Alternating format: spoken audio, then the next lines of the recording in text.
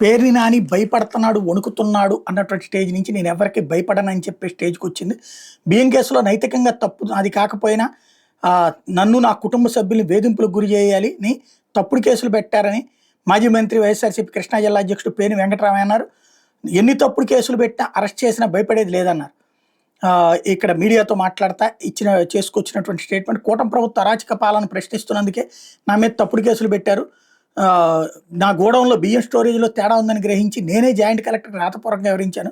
ఆ తర్వాత ఆమె పరిశీలించి స్టాక్లో వ్యత్యాసాలు ఉన్న నివేదికని అధికారికి పంపారు.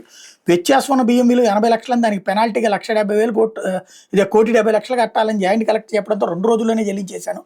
గోడౌన్ మేనేజర్ తప్పిదం కారణంగా ఈ లోపం జరిగిందని విచారణలో తేలిన నా మీద కక్ష సాధింపు చర్యగా నా భార్యను పోలీస్ స్టేషన్ పిలిపించి 4 గంటల పాటు పరికరాన్ని ప్రశ్నలు వేశారు. పౌర సరఫరాల శాఖ ద్వారా ఏ ప్రభుత్వం కూడా క్రిమినల్ కేసులు నమోదు చేసిన దాఖలా లేవు. ఈ కేసులో కోర్టు వెసులుబాటు కల్పించడం ఇప్పుడు నా మీద నకిలీ పట్టాల వ్యవహారాన్ని నెట్టి అరెస్ట్ చేయాలని చూస్తున్నారు. మాజీ ముఖ్యమంత్రి వైఎస్ జగన్మోహన్ రెడ్డి 2019 ఎన్నికల్లో ఇచ్చిన మాట ప్రకారం మేము అధికారంలోకి రాగానే 19,410 మందికి ప్రభుత్వ నిబంధనల ప్రకారం పట్టాలు ఇచ్చాం. ప్రతి పట్టాకి రికార్డు ఉంటుంది, కావాలంటే పరిశీలించుకోవచ్చు. కొల్లు రవీంద్ర ఇచ్చిన ఏ పట్టాకి రికార్డు ఉండదు. గత టీడీపీ ప్రభుత్వంలోనే డ్రైనేజీ పోరంబోకులో పేదల కోసం టిట్కో ఇళ్ళు ఎందుకు నిర్మించారు అంటూ ప్రశ్నించుకొచ్చారు.